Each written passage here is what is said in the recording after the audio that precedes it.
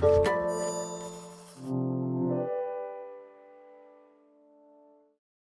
following podcast is part of a certified educational activity titled Expanding Use of Hormonal Therapeutic Strategies in Prostate Cancer, Clinical Evidence and Practical Considerations for Individualized Patient-Centered Care. Access the entire activity and complete the post-test at peerview.com/PNF860. Downloadable slides and practice aids are also available. Good evening. Welcome to this peer review program on expanding hormonal therapeutic strategies in prostate cancer. A hearty welcome to the audience here in person, as well as to those joining us this evening online. I'm Dr. Matthew Smith from Massachusetts General Hospital Cancer Center. I have the great privilege of being joined today by two co-faculty, Dr. Tanya Dorf from City of Hope and Dr. Niraj Agarwal from University of Utah Huntsman Cancer Center. Our goals today are to augment your knowledge of the rationale and clinical evidence for hormonal therapeutic approaches, equip you with the ability to employ optimal individualized treatment plans that incorporate hormonal intensification strategies, and sharpen your skills to support the team-based management of adverse events associated with hormonal therapies. This is a very useful page for the clinicians in the audience. There's some valuable resources to our patients. We can only do so much in the context of an individual clinic visit to provide education to our patients. Here's a number of online resources that you may find valuable to share with your patients. They provide helps patients navigate issues surrounding the impact of certain AEs on their day-to-day life, as well as patients to actively participate in shared decision-making. I'd particularly like to call out Zero, a sponsor of this program. They offer comprehensive support for patients with prostate cancer. A lot of educational information available on that site, and many of my patients have found that most helpful. So our first presentation will be by Dr. Tanya Dorf. Dr. Dorf. Thank you. Good evening, everyone. Thanks so much for being here after what have been, jam-packed long days here at GeoASCO.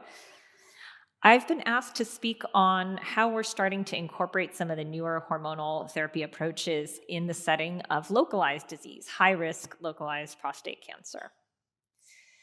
So we know that about 15% of patients who present with localized disease will have some of the high-risk features that are outlined here that you're all familiar with, sort of the D'Amico risk stratification features. And I always like to tell my patient when I'm explaining to them how we use this stratification kind of more so than we use TNM staging almost at this phase of disease, that high risk doesn't mean high risk necessarily of death from prostate cancer, but just a high risk of needing more treatments to have a reasonable chance at cure than someone with a lower risk disease. So we can and need to use local therapy. I think there's some nihilism out there that a high-risk localized patient cannot be cured. I think they actually can, but we know from earlier studies of ADT alone versus ADT with radiation, for instance, that you're not going to cure anyone with ADT alone, and their survival is going to be better when we incorporate local therapy. So even if we can't cure them, by incorporating either surgery or radiation in this high-risk setting, we're definitely going to have them do better. But high risk does mean a high risk of some prostate cancer having already left the primary tumor, and that's where the role of systemic therapy becomes so very important. So as we have multiple different forms of radiation and surgery, has evolved as well. Our systemic therapies, which is what most of us in the audience perhaps are most interested in, have evolved, and we have more effective hormonal therapies. So the question becomes, how should we be incorporating them into practice for the high-risk localized state? And even more so, I would say we need to start looking at whether we can use some of our more sophisticated molecular tests to help us start to individualize treatment, selecting patients who need more or less intensification or de-intensification.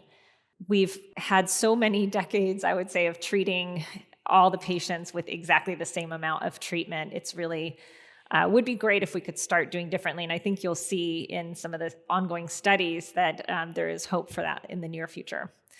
So I'm going to show you a case just to have in the back of your mind as we go through some of the studies, and then we'll come back to it at the end. So this is a patient of mine who's 65 and presented with urinary retention and a PSA of 36. His biopsy showed Gleason 4+5 with extensive involvement. His CT and bone scan were negative. He did get a PSMA PET, and it was equivocal, as any of you who are doing PSMA PET scans in this setting will probably relate to. We often see things that we're not sure of, and so we have to make that decision about whether to give them the benefit of the doubt and treat them as localized in that context. But in addition to all that, with the PSMA PET, we're really thinking about what is this patient's life expectancy, what are his comorbidities, what is his urinary function, and how does that impact what types of treatments we may choose for him? The NCCN views either surgery or radiation as an option for high-risk localized prostate cancer. And we always try to tell our patients that they should be expected to have a similar rate of cure. However, you will note that someone with a short life expectancy might be considered for less aggressive therapy unless they are symptomatic, in which case some sort of local therapy might be palliative, even if not necessary to help them meet their life expectancy.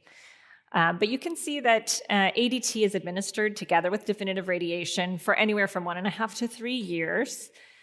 You can do a brachytherapy boost. And then because of some more recent data, abiraterone is also an option for very high risk. Prostatectomy, on the other hand, there's no sort of definite ADT as there is with the radiation.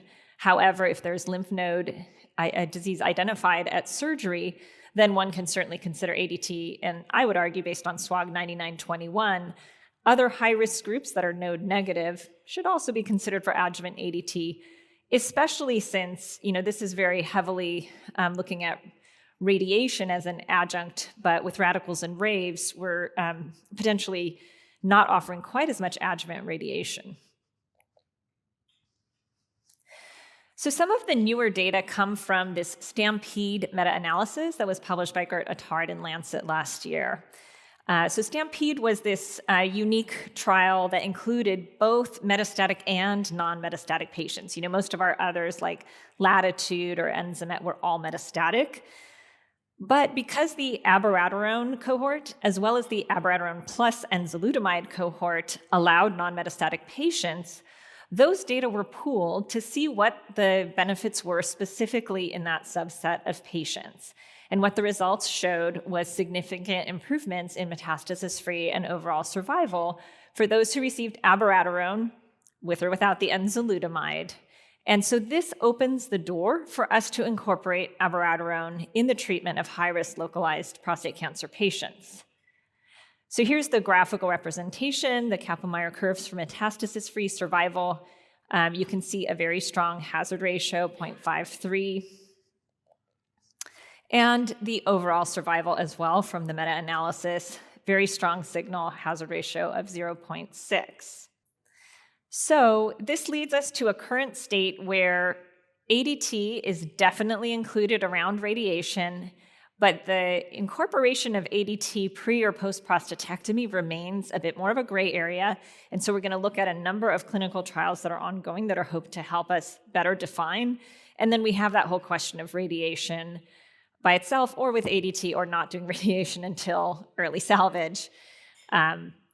But we know that neoadjuvant ADT can reduce positive surgical margin rate. So it's not standard, but it's not because there's not a possibility of benefit.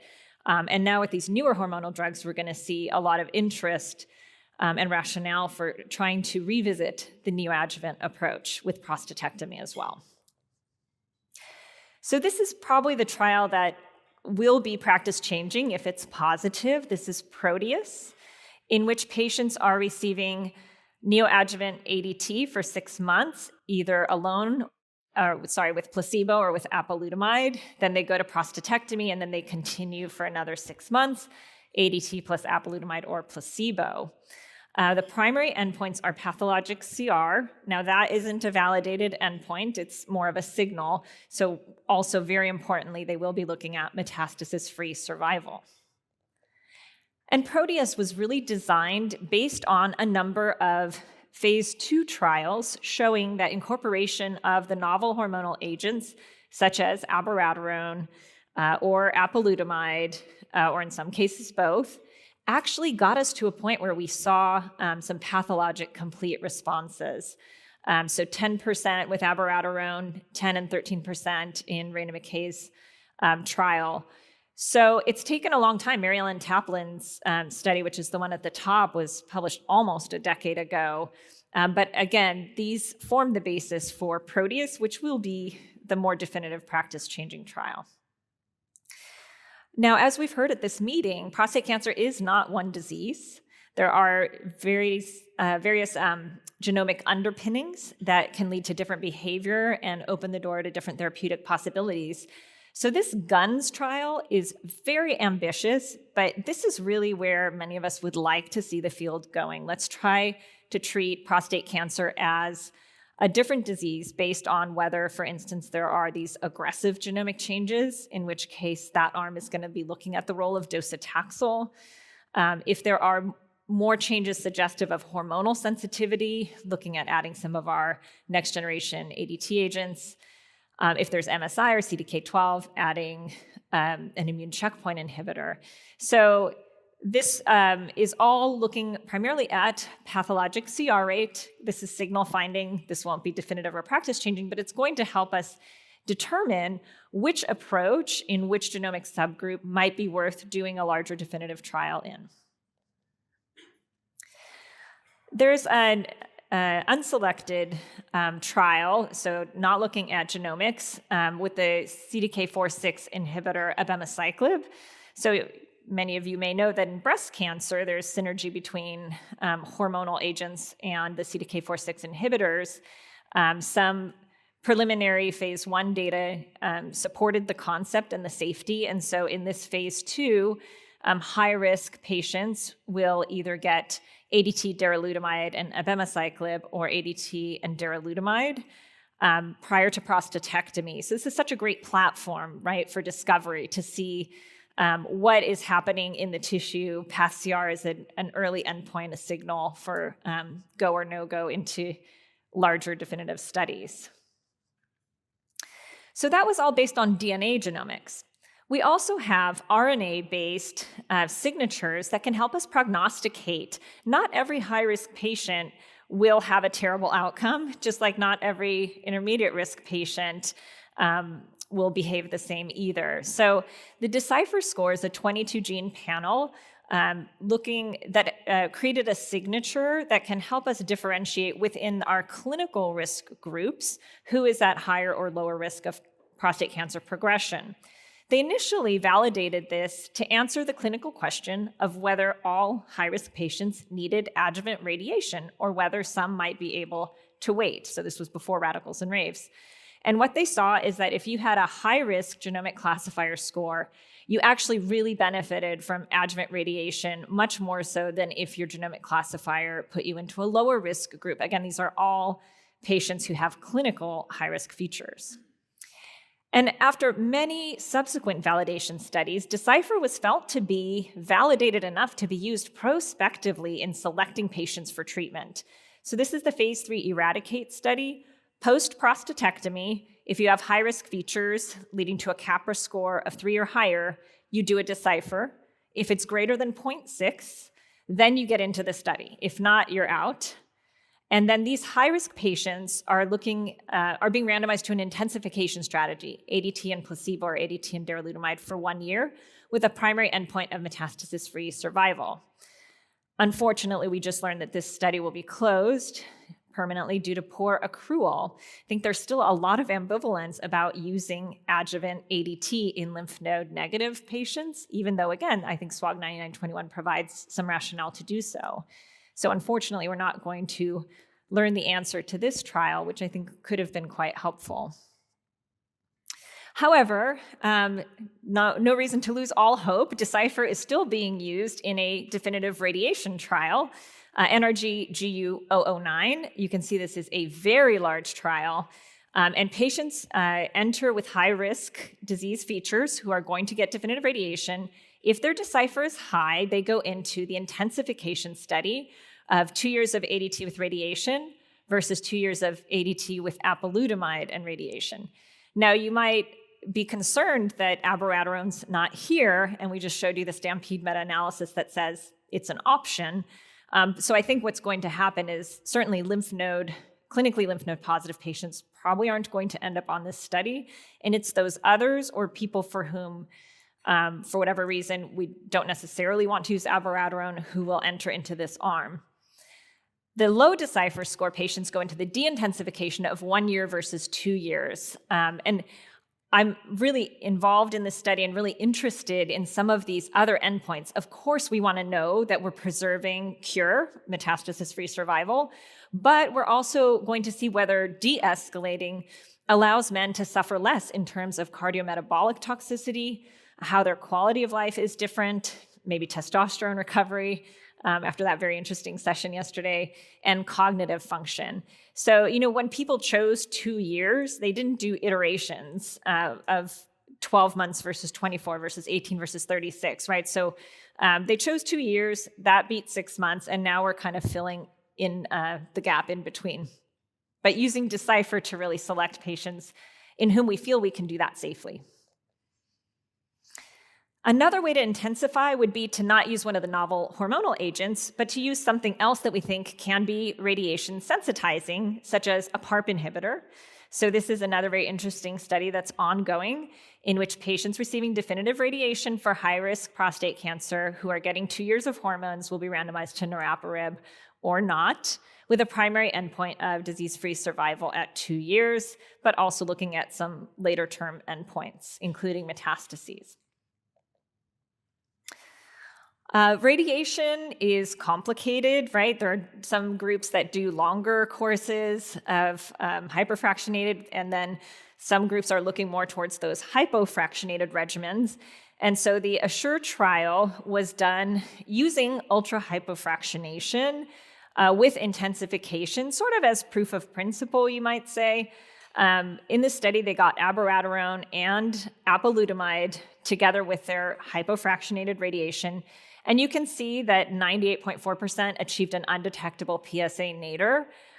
They did recover testosterone at least to non-castrate levels. This is not normal levels, on average at 6.5 months, which is reassuring. And they had, pretty robust biochemical recurrence-free survival. So an interesting phase 2 that allows us to consider intensified ADT even in the context of using hypofractionated radiation.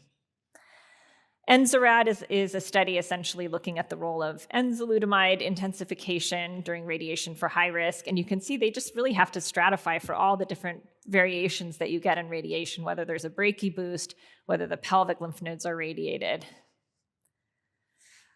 DAZZLE HiCap is a little more complicated study because it allows either definitive radiation or salvage radiation patients. It's a very big study. The primary endpoint is metastasis-free survival, despite the inclusion of these two kind of different groups, but they'll be stratified based on whether they're being treated in the definitive or adjuvant setting, by salvage setting. And this is looking at 2 years of ADT with darolutamide versus placebo, primary endpoint metastasis-free survival. ATLAS is a study using apalutamide with a bicalutamide placebo or bicalutamide with an apalutamide placebo. So fairly complicated high-risk definitive radiation with this 2 months neoadjuvant, then concurrent during radiation, and then finishing out the full course. From this study, we did get a sneak peek sort of at what's happening out there and how are people doing radiation. You can see that overwhelmingly we're still doing more of a standard 6 to 8 week course, but 10% of patients are getting hypofractionated in the definitive setting and 6% are getting brachytherapy boost. So helpful for planning of additional trials. So let's go back to our case.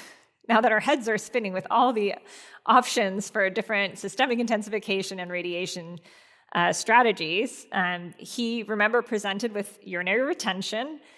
So when I talk to patients about radiation versus surgery, one thing I'm saying is, you'll have an equal chance at cure, but how will you be urinating? How will your quality of life be? And we kind of look at the two local therapy modalities in that context. In terms of comorbidities, if he had seizures or falls, I wouldn't want to put him on an AR antagonist. There are some other comorbidities like arrhythmias where I might not want to use abiraterone. Anticoagulants, you always have to check for drug-drug interactions. And then, making sure they have adequate social support to get through whatever treatment we propose. So this patient actually enrolled on NRG GU009. His Decipher score was high, so he got put into the intensification cohort. He was very nervous about getting the apalutamide, but fortunately for him, he was randomized to control. And so he got his biclutamide run-in, his LHRH agonist, and has completed radiation at this point and is doing well. So in conclusion, with radiation, we definitely use hormone therapy, and all these trials are looking at the role of intensifying, and some of them are looking at personalizing using genomic classifiers to potentially break out groups that can have less therapy in addition to all these intensification studies. Abiraterone is an option in the context of definitive radiation for very high-risk disease based on the STAMPEDE meta-analysis. But you saw all those other trials ongoing that will give us additional data and options. And the neoadjuvant trials related to prostatectomy, in particular Proteus, may end up changing the way we approach these patients. Right now, we usually take them straight to surgery, but in the future, it's possible we will end up incorporating systemic therapy perioperatively, so stay tuned. Whichever type of hormone therapy our patients get, we all know they struggle with a lot of side effects. So referring them to Zero can help them find resources for financial struggles, getting co-pays on these expensive medications, as well as sort of that emotional and peer support as they face however many months or years of these quality of life altering side effects that ADT does induce. So I recommend that you refer patients to this great opportunity for additional support. So with that, I will turn it over to you. Thank you, Tanya, for a great presentation. And really liked your case. This is a common problem we face now, and I'm glad to see that your patient enrolled in a clinical trial. In the absence of a trial, or if you elected not to do a trial, what would your standard of care have been in such a patient? So I am not using abiraterone across the board in my high-risk localized. I think you could make a case for it in someone who's got really bulky disease where you really want to know that you're killing more cancer, as we see from the neoadjuvant studies you do when you add the novel hormonal agent. So I think I would have talked to him about Abby, but I probably would have ended up just doing kind of a more conventional 2 years of ADT with the definitive radiation. So you're, I'd say, equivocal on the STAMPEDE data. For this patient is very high risk, right? PSA 36, Gleason, I think 5+4 in all cores. I would have spoken to him about it, but given how nervous he was about apalutamide, he probably would have ended up saying no. Well to said. abiraterone. We have to meet our patients where they are. Niraj, do you agree?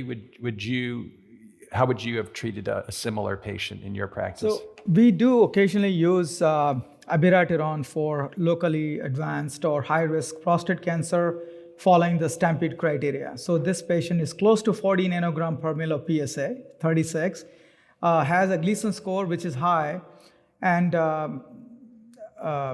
then it looks high risk overall. So I would probably offer abiraterone. At least we'll bring this in the discussion. Yeah. So Tanya, I have a little bit of a provocative question for you to end this session. But in that same a similar patient, if the PSMA PET were not equivocal but showed clear, let's call it, small burden of metastatic disease, what would you have recommended in that case? So in that case, absolutely. They're metastatic. If you really believe the PET scan is positive, then he's metastatic and low volume. I do treat with abiraterone treatment to the prostate primary, like radiation. Yeah. And I probably would do metastasis-directed therapy, which is not evidence-based, but something I think a lot of us are doing in the low-volume setting. We just try to maximally treat the disease we see to try to get patients into a good deep remission. Yeah, and I asked that question. We would manage a patient like that in a very much similar way. And I think it speaks to the convergence of treatment, right? So if he was very high risk or regional risk, he gets prostate radiation, nodal radiation, ADT, and probably a second drug, right? So if it's low volume metastatic disease, he gets almost the same treatment. Maybe you don't radiate the nodes, and perhaps you radiate the metastases. So it's a remarkable convergence of treatment, and I think it speaks to the value of PSMA PET to help kind of distinguish where the patient is in their disease state and to optimize treatment decisions. Yeah, but also exposes sort of the gaps. The PSMA PET has kind of outpaced how the data can keep up with how to manage them. So it does pose some challenges. But I mean, essentially, we will better define who actually is metastatic versus who is localized. Yeah. Niraj, you get the last word. Yeah, I have a feeling like if you look at the STAMPEDE trial patients, and if PSMA PET was available when the trial was being conducted, and if you had done the PSMA PET, I bet many of them would have low volume metastatic disease on the PSMA PET. Yeah, it's an excellent point, and we of course know this to be true in a similar or analogous situation, non-metastatic CRPC by conventional imaging. If you look at that patient population with PSMA PET or similar patient population, nearly all of them have detectable metastatic disease. So thank you for that great discussion, and move on to the next section. So this is my case, patient with de novo MHSPC, 57-year-old man with screening PSA of 37. This was a real case. It's not meant to contradict Dr. Dorff's presentation. Prostate biopsy showed Gleason 5+4 and 4+5. MRI reported confluent PIRADS 5 lesion throughout the peripheral zone extending to the apex of the base and a probable metastasis to the right iliac bone. Technetium bone scan reported uptake at that same location, and he had a PSMA PET that showed these two lesions, so the right iliac metastasis, another metastasis in his cervical spine, and additional metastases in multiple ribs, which are not shown on these images. So think about that case as I walk through the management of metastatic hormone-sensitive prostate cancer. Historically, this group of patients have poor clinical outcomes with short interval to disease progression and short overall survival. Survival is related to the type of presentation, de novo versus recurrent, location of metastases, and extent of metastatic disease. We have clear level 1 evidence that intensification of systemic treatment improves overall survival. Disappointingly, though, despite that consistent and compelling level 1 evidence, the adoption of treatment intensification in the United States has been poor, and most patients continue to receive ADT alone for metastatic prostate cancer. This is data from the STAMPEDE trial control group, making the point that patients treated with ADT alone have a poor clinical outcome. These are about 1,000 patients enrolled between 2005 and 2014, treated with ADT alone. Event-free survival, failure-free survival was about a year, and overall survival is only about 42 months. The event-free proportion is related to sites of metastases. The same is true of overall survival, with patients with soft tissue metastases, typically lymph nodes, doing the best, bone only doing worse, and those with both bone and soft tissue doing the worst. This is making, again, the case that the sort of predictors of overall survival, in this case by presentation and extent of metastatic disease. This is the control group from Charted in Gatug 15. Patients with de novo high volume metastatic disease have an overall survival of about 3 years with ADT alone. De novo low volume, 4.5 years. Recurrent high volume, about the same. and patients with recurrent low volume disease have an overall survival of about 8 years. And then US hospital registry data tells us that about more than half of patients with low volume HSPC are recurrent metastatic disease, and only about 15% of patients relapse with high volume disease after surgery or radiation therapy. That probably speaks some to the biology, as well as the fact that we can monitor these patients with PSA and typically intervene with 3-staging early. This is a fairly remarkable set of data summarized on this slide. All but one of these studies showed an overall survival benefit in metastatic hormone-sensitive prostate cancer. And collectively involved nearly 10,000 patients in these trials. So really remarkable set of data and has dramatically moved the field. We now have to see that this evidence is adopted in clinical practice. The first studies to look at intensification moved docetaxel into the MHSPC setting. 2 of the 3 trials reported overall survival benefit, although subsequent analyses have shown that it appears that that benefit in overall survival is limited to the so-called high-volume subgroup of patients. A series of trials then looked at AR pathway inhibitors and showed consistent overall survival benefits in favor of intensification. That's true of abiraterone, enzalutamide, and apalutamide in combination with ADT compared to ADT alone. In contrast to the docetaxel experience, the survival benefits in the case of AR pathway inhibitors appears to be similar across the spectrum of prognostic groups, including high versus low volume disease. And then what I'll talk some more about tonight will be these more recent trials that have looked at so-called triplet therapy, looking at, in the case of Arisen's, ADT, docetaxel, and darolutamide compared to ADT and docetaxel alone, and piece 1 looking at the triplet of abiraterone, ADT, and docetaxel. I'd also be remiss for pointing out that we can improve survival not just with drugs, but with radiation therapy. Stampede Arm H showed that prostate radiation appears to improve overall survival in patients, at least in the low volume subgroup of that study. So it's something to consider, and we sort of covered that a little bit in the hypothetical case that we reviewed earlier. The adoption of intensification, regrettably, in the United States has been poor. A population-based study report, for example, from 2014 to 2019 reported that only 12.7% of patients had received intensified systemic treatment. That's been validated in other experiences. And so we clearly have a lot of way to go. I would say the target is not 100% of patients receiving intensification, because there are patients who appropriately may receive ADT alone. Those would be particularly older, frailer patients with significant medical comorbidities, as well as patients who have particularly good prognosis disease, for example, low volume nodal disease that recurs many years after primary treatment. Survival benefit with, in this case, abiraterone acetate is compelling. This is long-term follow-up data from the Latitude study and the Stampede arm, looking at the addition of abiraterone acetate to standard of care, showing this clear, compelling improvement in overall survival with a hazard ratio of 0.66 and 0.60, respectively. This is a big treatment effect.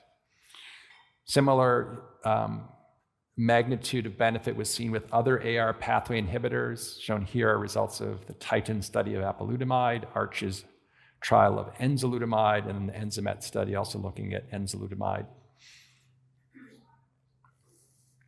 There are a number of factors that should contribute to treatment decisions. While a lot of focus has been paid to this issue of disease classification by de novo versus recurrent, high volume versus low volume, or in the case of the Latitude trial, high risk versus low risk, we also have to consider the patient in front of us as an important part of decision making, not only their wishes, which are critically important, but also their age, life expectancy, comorbidities, concomitant medications.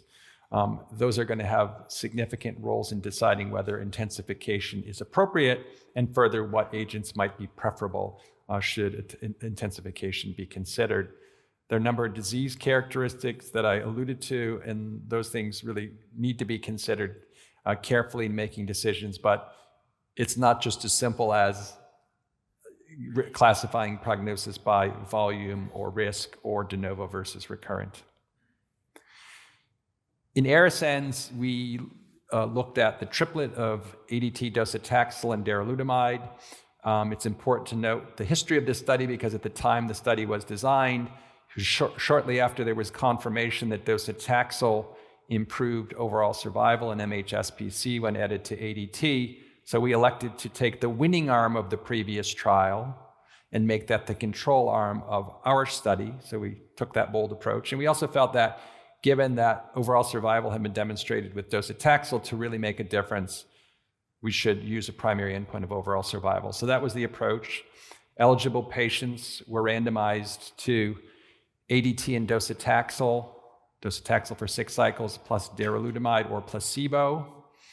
The primary study endpoint was overall survival with a number of key secondary endpoints, including time to castration-resistant disease, time to subsequent anti-cancer therapy, event-free survival, and time to SSE.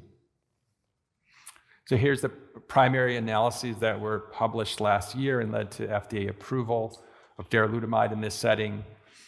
Compared to placebo, darolutamide significantly improved overall survival. The median survival in the placebo group was 48.9 months, very similar to the historical experience with ADT and docetaxel, not yet reached in the triplet arm. The hazard ratio is 0.68, and that, as you can see from the p-value, is highly statistically significant. We stratified patients in that study by de novo versus recurrent metastatic disease, and in pre-specified and planned subgroup analyses, there were similar benefits in the poor prognosis de novo disease as well as in patients with recurrent metastatic disease with very comparable hazard ratios of 0.71 and 0.61 respectively. I should say that there was consistent benefits across all of the other pre-specified subgroups as well. At the time we reported that data, there was a lot of interest by the community in how the results would be by other subgroup analyses. So kind of based on group interest, we looked at a number of exploratory subgroup analyses, and Dr. Maha Hussein presented this data yesterday. So we did high volume versus low volume and high risk versus low risk.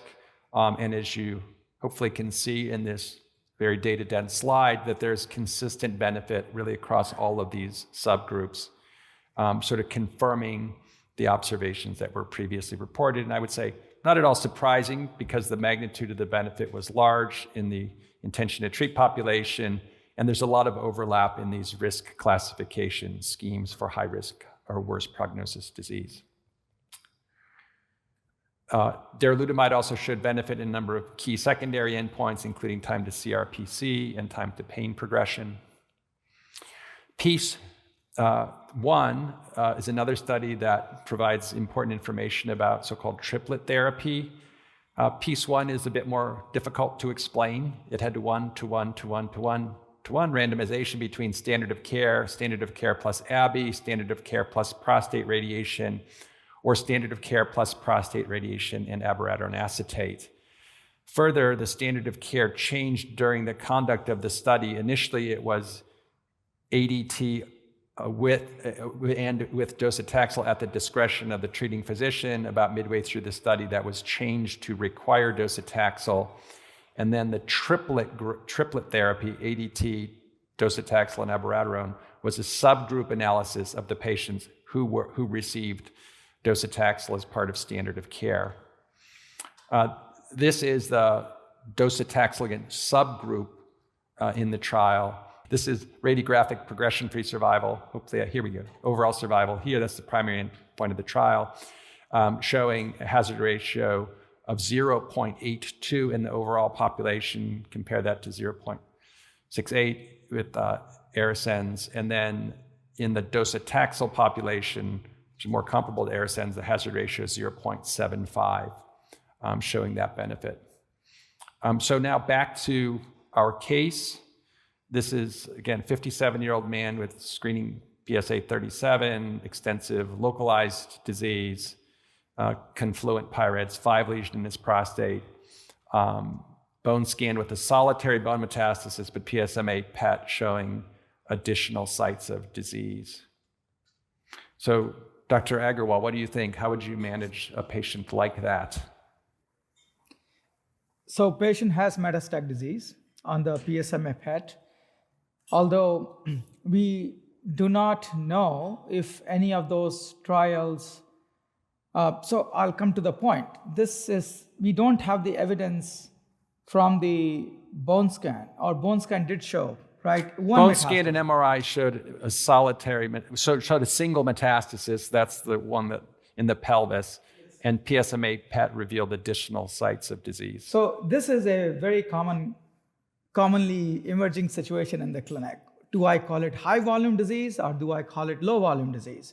So I tend to look at the accrual criteria for those multiple trials you have shown just now, and I will call it a low volume disease based on conventional scan, and I'll treat this patient as a low volume metastatic hormone sensitive prostate cancer. And can you clarify what that would mean in your practice? Yeah. So low volume patients, if they have intact prostate, they are considered for prostate radiation, and they are also considered, obviously we use a novel hormonal therapy like abiraterone, apalutamide, or enzalutamide. And if they have less than 5 sites of metastasis in the bones, we also consider oligometastatic radiation therapy. So in this case, patient will be a candidate for receiving radiation therapy to the prostate, radiation therapy to the one site on right iliac bone, and starting ADT with one of the novel hormonal therapies. Very good. And do you have a preference among the agents? It is mostly driven by the affordability, cost, copay, and drug interactions. So we first rule those out. Are there differences in the effectiveness between those agents in your best judgment, recognizing we don't have large randomized controlled trials to ask that question? No. Okay. Yeah. Dr. Dorff, what do you think?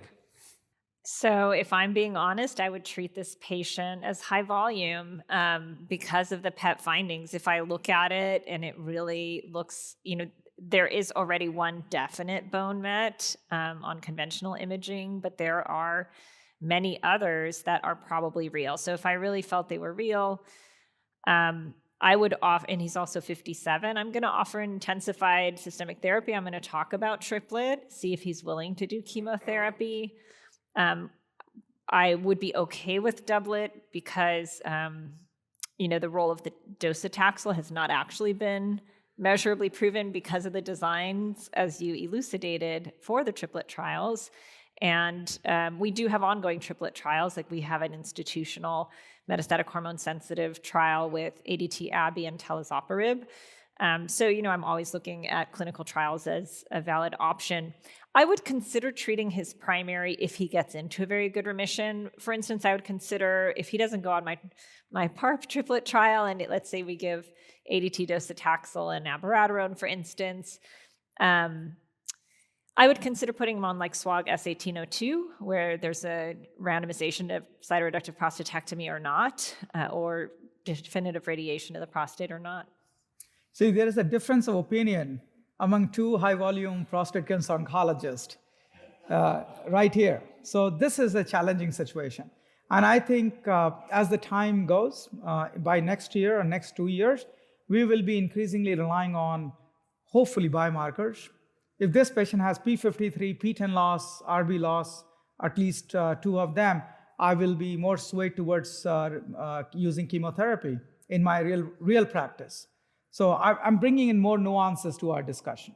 And I chose this case deliberately because I recognize there are a lot of controversial aspects to this. This is not an unusual case, though, I would add. We're seeing these kind of patients on a regular basis. This particular case has all the attributes that make it particularly, let's say, controversial.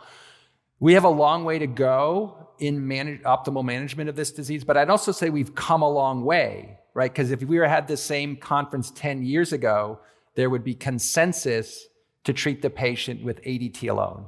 Continuous. People will be talking about continuous versus intermittent in those days. So we have come a long way. So there's agreement on the principle here that we're going to intensify therapy with at least ADT and an AR pathway inhibitor maybe docetaxel. Not everyone would agree on that point.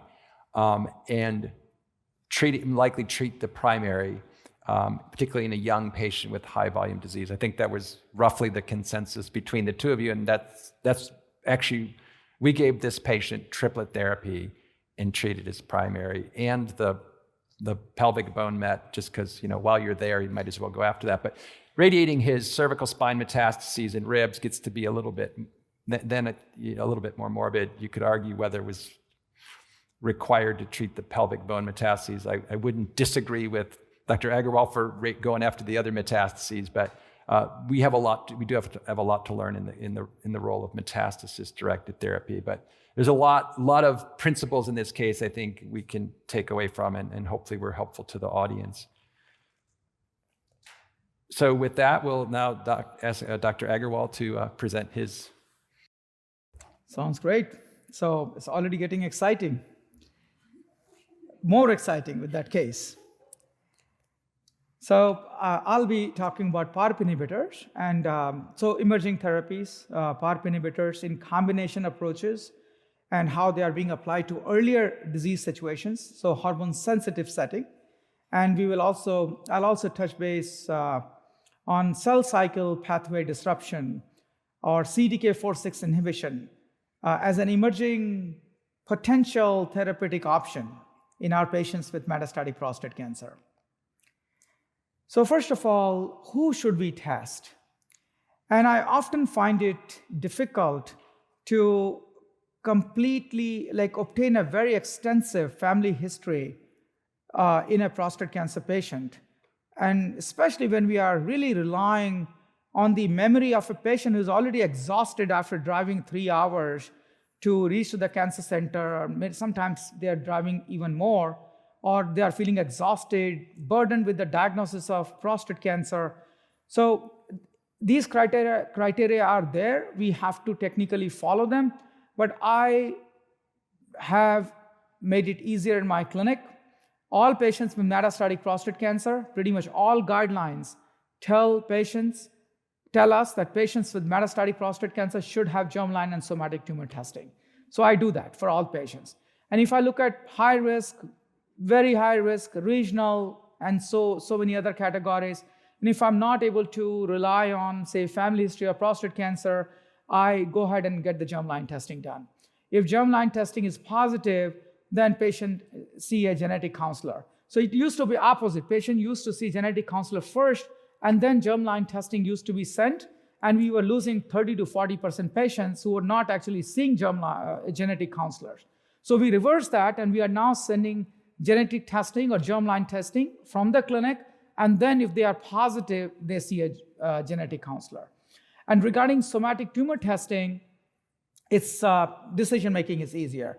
We sent the patient's tumor for comprehensive genomic profiling, so that I don't have to worry about obtaining each one of those mutations on a piecemeal basis. It is often cheaper for patients to get, say, Foundation Medicine testing or Tempus or Caris testing. There are so many testing companies which are offering pretty much high level of deep enough tissue testing that I find them very acceptable. So every single patient with metastatic prostate cancer undergo some kind of comprehensive genomic profiling of the tumor. So take-home message, all patients with metastatic prostate cancer should undergo comprehensive genomic profiling and germline testing. And then if they are positive, genetic counseling is recommended. So let's go to the Amplitude trial. This is one of the ongoing trials where patients with newly diagnosed metastatic castration-sensitive prostate cancer who harbor germline or somatic homologous recombination repair gene alterations. These patients are being randomized to abiraterone acetate plus ADT. So androgen deprivation therapy and abiraterone acetate are the backbone, and then niraparib is being added to the experimental arm. And please note that niraparib dose is 200 milligram as opposed to 300 milligram daily because of the interaction with abiraterone, or because of the toxicity profile of niraparib and abiraterone. So this is a dose which was chosen. in the later trial, which was magnitude trial, which I will be talking about in a moment. So based on those results, niraparib dose is 200 milligram in this trial. So the primary endpoint of this trial is investigator-assessed radiographic progression-free survival, and secondary endpoints, key secondary endpoints are overall survival, symptomatic progression-free survival, and time to subsequent therapy. And this is a relatively large trial. 788 patients will be enrolled. This is TALAPRO-3 trial. In this trial, a very similar strategy. Patients who have newly diagnosed metastatic castration-sensitive prostate cancer, they are being randomized to enzalutamide and androgen deprivation therapy versus androgen deprivation therapy plus enzalutamide plus talazoparib. And talazoparib dose is 0.5 milligram in this trial based on the pharmacokinetic studies, which showed the talazoparib level to be increasing to twofold in plasma level compared to when we use talazoparib as a single agent, and because of pharmacokinetic interaction with enzalutamide. So based on that, talazoparib dose is 0.5 milligram, and this was also the dose in the TALAPRO-2 trial, which I will be talking about in a moment, plus enzalutamide. So in this trial, patients are stratified by de novo versus relapsed disease, or metachronous versus synchronous disease, as we call them nowadays increasingly, and high versus low volume disease, and then BRCA versus non-BRCA mutation.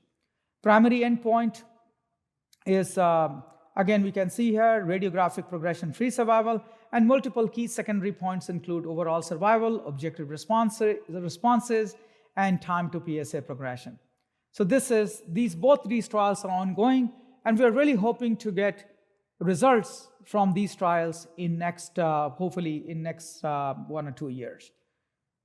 And if those are positive, we have some more treatment options for these patients who have HRR gene alterations in the hormone-sensitive setting. So now let's move on to the metastatic castrate-resistant prostate cancer setting. There are 3 trials which have been reported now in this context. Number 1 is PROPEL trial. Here I would like to start with PROPEL trial. It was reported last year in the ASCO GU, exactly 1 year ago, by Dr. Fred Saad and Noel Clark. And in this trial, first-line metastatic CRPC patients were enrolled. Docetaxel was allowed in the metastatic hormone-sensitive setting. However, abiraterone or other novel hormonal therapies were not allowed in the castrate-resistant setting, but they were allowed in the prior sensitive setting as long as they could have stopped it. They stopped it more than 12 months prior to enrollment. So some nuances in the design, differences in the design of these trials, but bottom line is these are all first-line mCRPC studies where patients could not have received any treatment for castrate-resistant disease. And these patients were randomized to abiraterone plus olaparib 300 milligram twice daily versus abiraterone plus placebo with continuation of androgen deprivation therapy. The stratification factors were site of metastasis, the bone versus visceral, and prior taxane, yes and no, in the metastatic hormone-sensitive setting. Primary endpoint is radiographic progression-free survival, and secondary endpoint was overall survival. So these were the results which were presented last year in the ASCO GU, and the results showed that the combination of abiraterone plus olaparib significantly improved radiographic progression-free survival in this all-comer population, regardless of homologous recombination repaired gene-related mutations, compared to abiraterone alone. And the median radiographic PFS was 24.8 months in the experimental arm with olaparib, and was 16.6 months in abiraterone only arm. And by the way, this trial exactly mimicked the data or RPFS benefit from the earlier phase 2 trial, which was presented about 4 or 5 years ago. I think that trial was called Study 8. It was presented by Dr. Noel Clark and published in Lancet Oncology. So in the bottom line, what is the message here? That these patients who were unselected for HRR alterations, they seem to benefit with the combination of abiraterone plus olaparib versus abiraterone in mCRPC setting. The Patients were not prospectively assessed for HRR gene alterations. Retrospective assessment was done, and we can see here, if you look at look into the box, the radiographic progression-free survival was more pronounced in patients who had HRR mutations versus who do not have HRR mutation. So if you look at the hazard ratio of 0.54 in the HRR positive patients, it was basically 50% reduction in risk of progression or death, versus patients who did not have HRR alterations or gene alterations, there was 25% reduction in risk of progression or death. So we did see difference in the level of benefit depending upon the underlying HRR status. If you look at the objective responses, these were confirmed objective responses. They were higher in the abiraterone plus olaparib arm.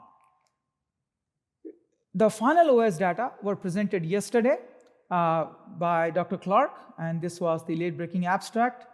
And we saw here that although median overall survival in this all-comer population was improved by 7 months in the abiraterone plus olaparib arm, this did not reach the statistically significant level. And hazard ratio was 0.81, favoring abiraterone plus olaparib.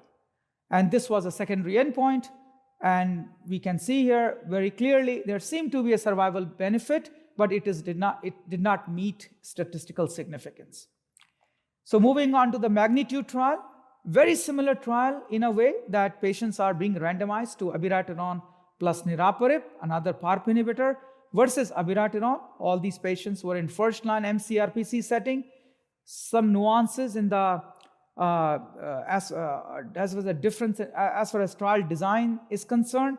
These patients, some of them were these patients were allowed to have received abiraterone for 4 months prior to starting protocol therapy.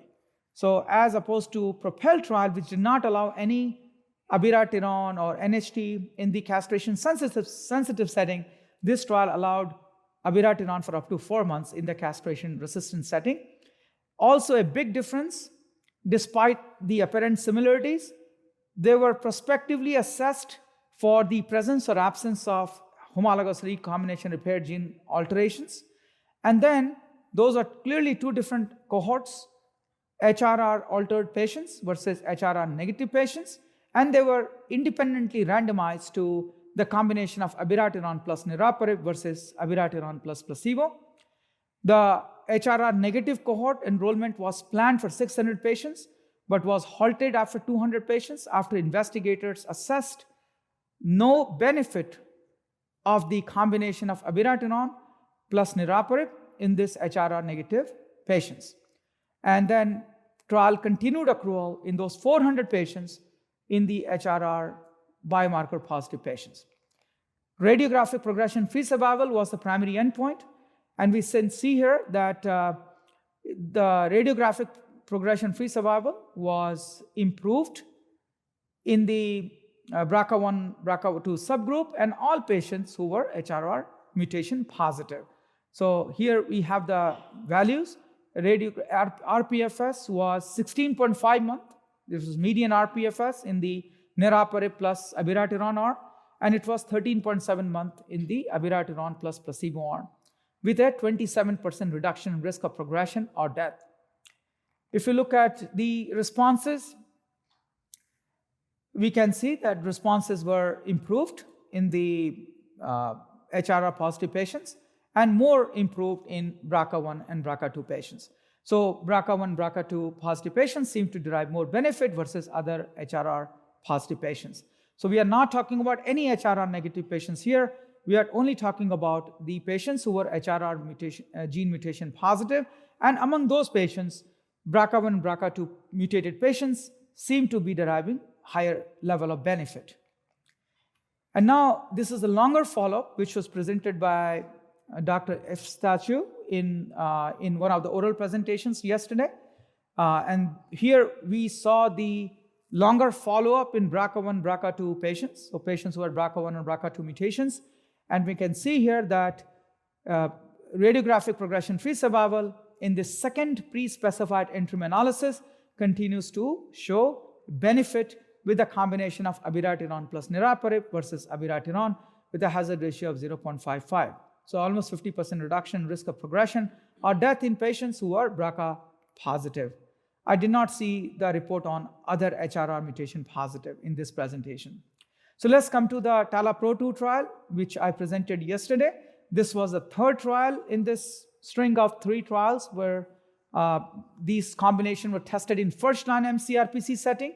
So this was again a phase 3 trial, a pre-phase 3 part 1 phase assessed or estimated or basically assessed the dose of talazoparib in combination with enzalutamide. And in that trial, we determined that talazoparib dose should be 0.5 milligram in combination of enzalutamide because the plasma level of talazoparib in presence of enzalutamide rises 2-fold compared to talazoparib monotherapy. So once the dose was determined, this trial moved to the phase 3 portion or randomized portion where patients in first-line mCRPC, they could not have, were randomized to these 2 arms of enzalutamide plus talazoparib versus enzalutamide plus placebo.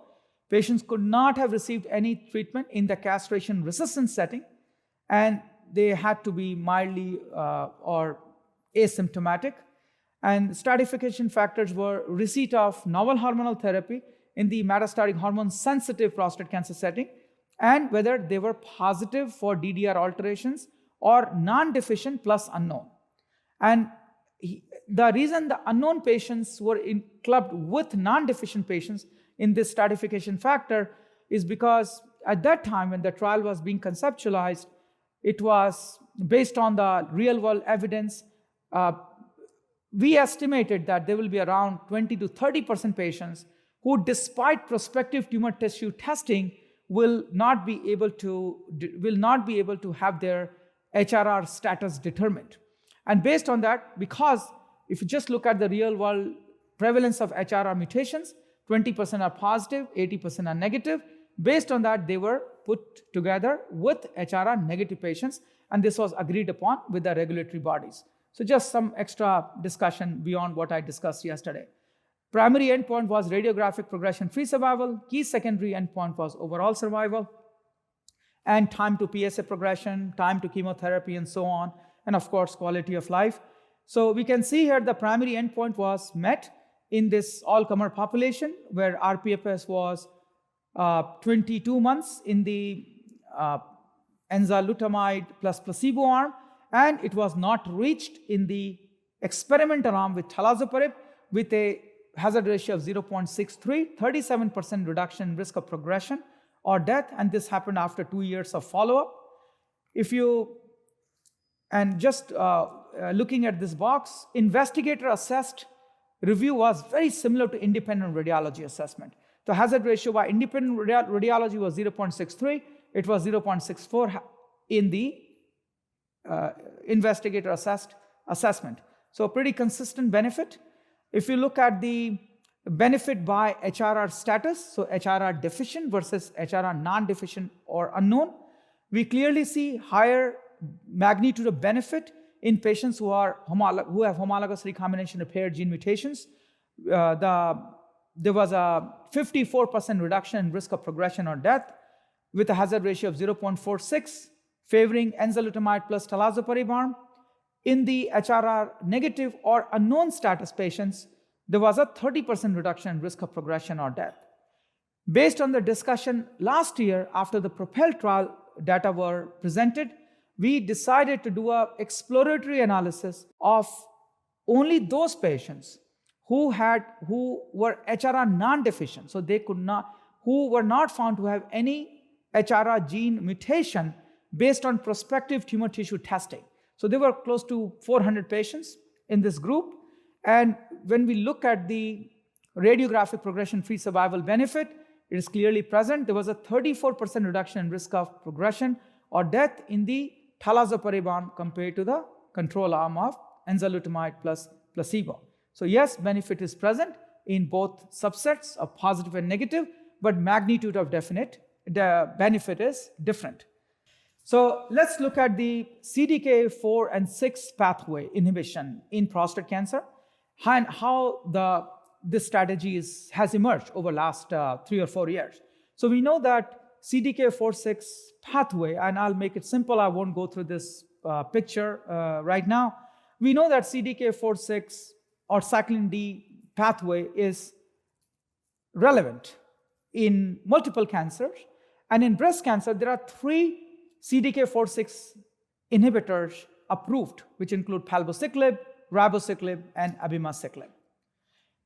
Abemaciclib is also approved in the adjuvant therapy in early stage breast cancer.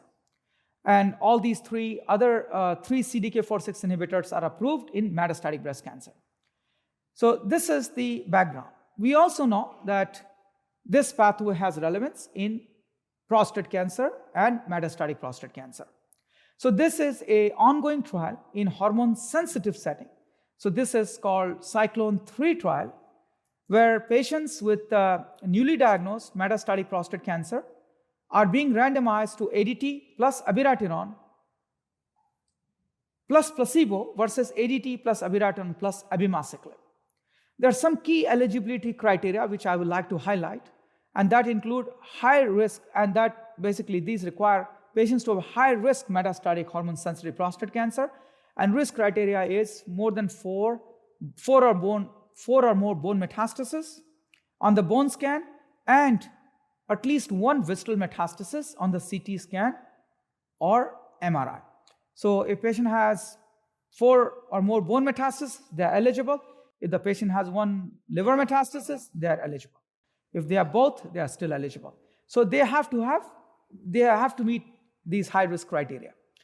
And stratification factors are de novo versus relapse metastasis, so synchronous versus metachronous metastasis, presence or absence of visceral metastasis, and whether patient received prior docetaxel chemotherapy in the hormone-sensitive setting.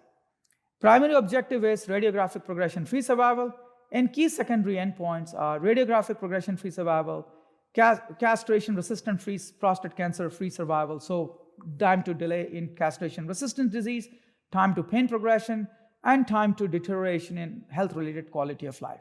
So this trial is in progress.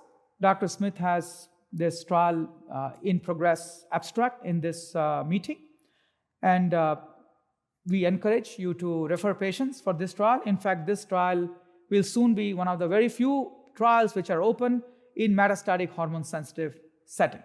And these patients, trial eligibility criteria are quite relaxed, except that these patients have to meet these high-risk features. So let's go to the castrate-resistant trials with the same combination. So there is a phase 2/3 cyclin 2 trial, and this is a schema of this trial in front of you. This trial was started about 4 years ago, and there was a lead-in phase of 30 patients, where all these patients who had to be in first-line mCRPC setting, so they could not have received any life-prolonging drug for metastatic CRPC setting, in the metastatic CRPC setting, and the dose of abemaciclib was established first in this trial, and as you can see here, then the trial moved on to the randomized portion. And in the randomized portion, the patients first enrolled in the first 150 patient cohort to make sure there was some benefit. And pending benefit, the trial was supposed to move to the larger phase 3 portion. So lot of stages in one trial. I think this is a very pragmatically designed trial where where the investigators are not wasting time in designing one protocol and then activating that protocol and moving on to the next protocol. This is basically a continuation of one trial evolving from dose finding strategy to phase 3 portion. So trial has completed accrual, and primary endpoint is radiographic progression-free survival, and we are hoping to see the results in the near future. And if the trial is positive, we'll have one more option for patients who have newly diagnosed metastatic CRPC or castrate-resistant prostate cancer in our clinic.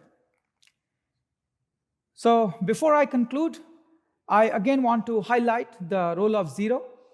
This organization has been very helpful to the patients at facing different challenges with the diagnosis of prostate cancer when they are receiving treatment, when they are not able to afford the co-pays, when they need a multitude of support. This organization is trying very hard to support our patients. So this is the information on this of this organization, which also helps with getting diverse group of patients on clinical trials, which is one of the top priorities by regulatory bodies at present. So please keep in mind that Zero is an organization which is there to support our patients and encourage our patients to seek help from them. Thank you very much. Thank you, Dr. Agarwal. That was terrific. So in the time we have remaining, we'll try to address some of the questions that have been posed by the in-person and online audience. So Dr. Dorr, if I could ask you a question that we received from the audience is, are there patients with metastatic prostate cancer who do not require intensification? In other words, could be, that you would advise to be treated with ADT alone? And if so, what are the characteristics of such patients? Metastatic. I do have the rare patient who I feel is too frail or has too extensive comorbidities, but they're not very many, to be honest.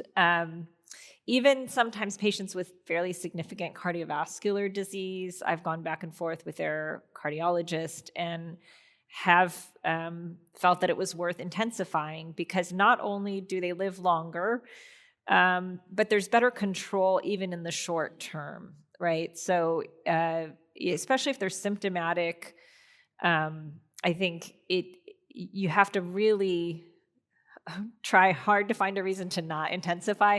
But for instance, I have a patient who had a recent stroke, and I was very concerned about using the androgen receptor antagonists in that patient. There was some reason, I don't remember exactly why, we felt a little concerned even using the abiraterone. So it's not to say I never use monotherapy, but it's got to be in the single digits percentage-wise of my metastatic patients. So you very thoughtfully commented on the patient characteristics, older age, comorbidities, frailty. Are there disease characteristics, are there features of certain presentations of metastatic disease that would also tend to support ADT alone? Not that I can think of. Dr. Agarwal? Yeah, so no disease characteristic can justify not using intensification anymore, in my view. And I think that is supported by the data.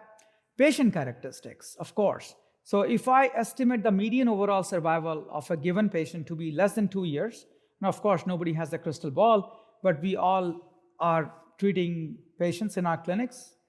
And patient have, so anytime I think patient is probably not going to survive beyond 2 years, I have a very high threshold of bringing up intensification. So these patients have congestive heart failure, end-stage diabetes with multiple complications of diabetes, and say stroke. I saw a patient with massive stroke and couldn't was not able to be ambulatory, was mostly bedridden. We couldn't justify intensified ADT.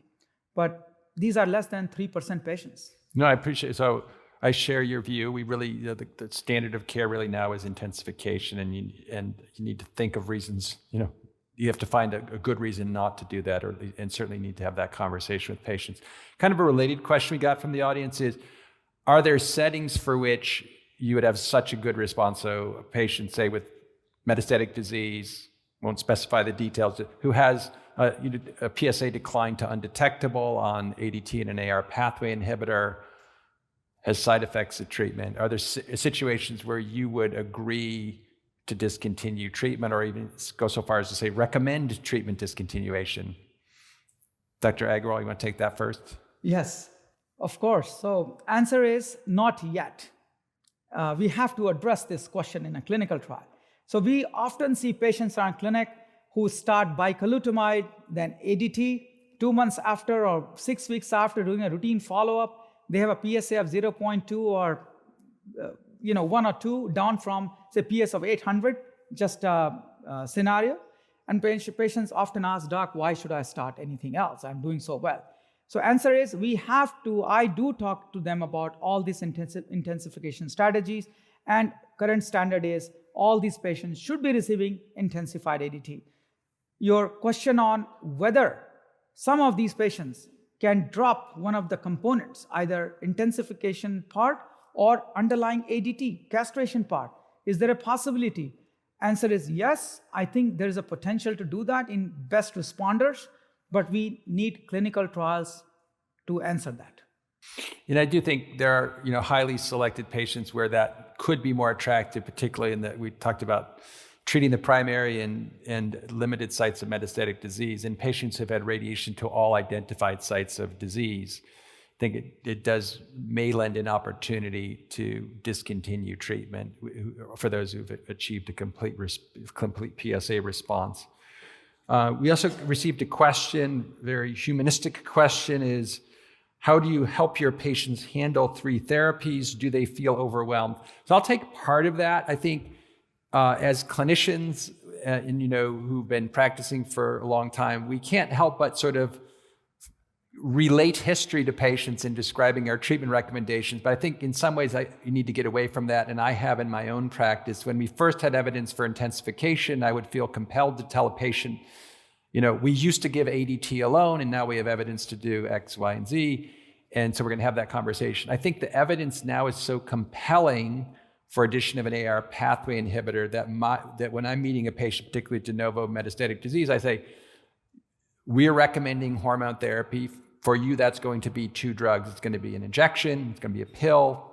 You choose your AR pathway inhibitor. And as we get to know each other in coming weeks, we're going to make a decision about whether and when to also add chemotherapy in someone, say, with particularly poor prognosis, de novo metastatic disease. And I think that really makes the conversation easier. If you make it seem like they're all options, like it's menu choices, I think it can be quite challenging for patients and overwhelming, because we're not recommending ADT alone. So just make it easy on the patient, tell them they need hormone therapy with 2 drugs. That at least addresses some, I think, the decision-making in terms of how they manage that. I'll maybe ask Dr. Dorff to comment on her experience with triplet therapy. Well, I just wanted to clarify something you said. So you start the doublet and then you wait a few weeks to bring in the chemo. Is that... Yes. Like, what's your common time frame for when the chemo would start in that scenario? Yeah, so my reason for starting, particularly with poor prognosis disease, as an example, like high burden de novo metastatic disease, symptomatic, it's just we've decided they're going to get at least a doublet, right? And I prefer to give them a triplet. So just to make that easier, the drugs require insurance pre-authorization. They start their ADT, send in a prescription for their AR pathway inhibitor. In the trial, in ARASENS, for example, that's how it was done, and then docetaxel would be started within 6 weeks. I don't feel obligated to do it in that short of a time interval. I'd rather have a little time to get to know the patient and understand how they tolerate ADT and their AR pathway inhibitor alone.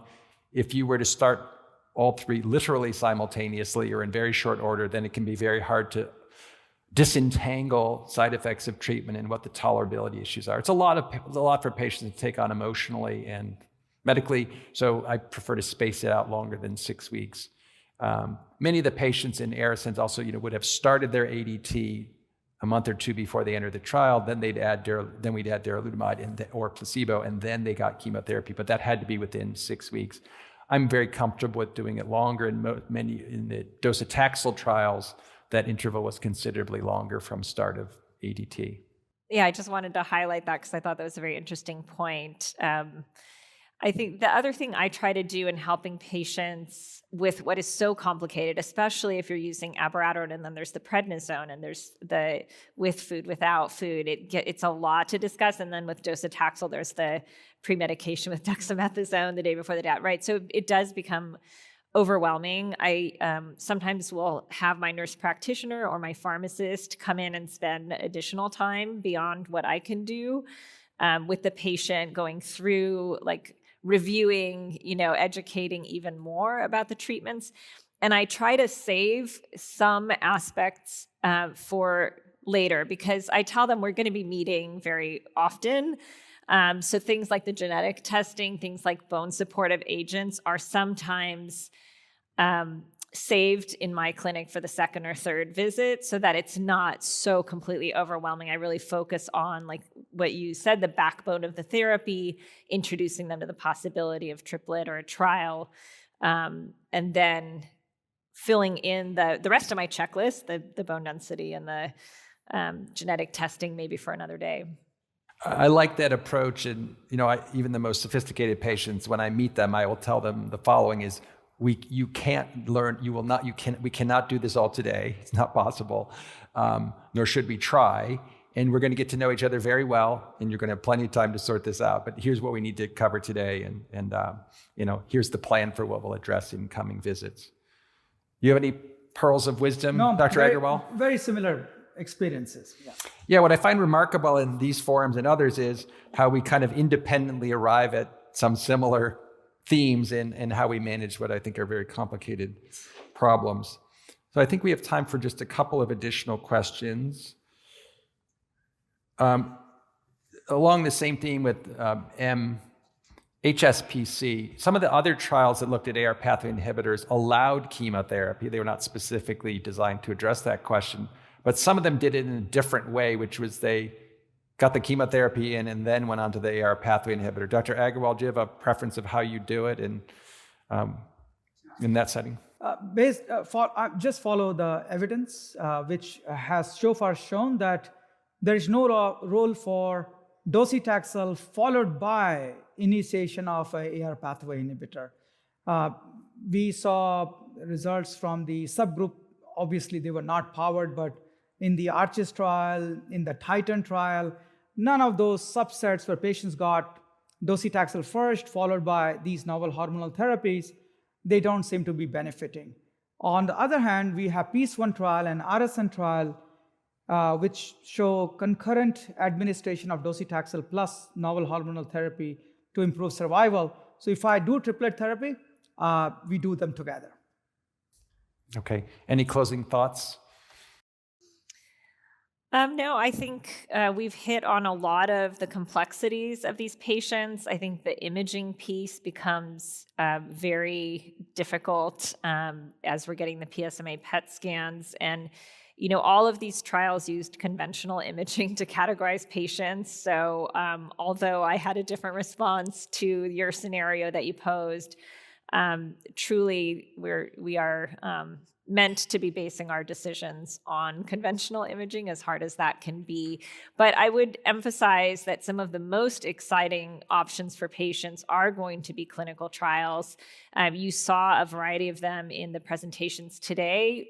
We don't want docetaxel to be the only option for a triplet, so we really need to support these other trials that are looking at additional targeted agents in the upfront setting, because everything we move forward seems to just amplify the benefit, and it will be great if we have different options and not just one type of triplet to offer.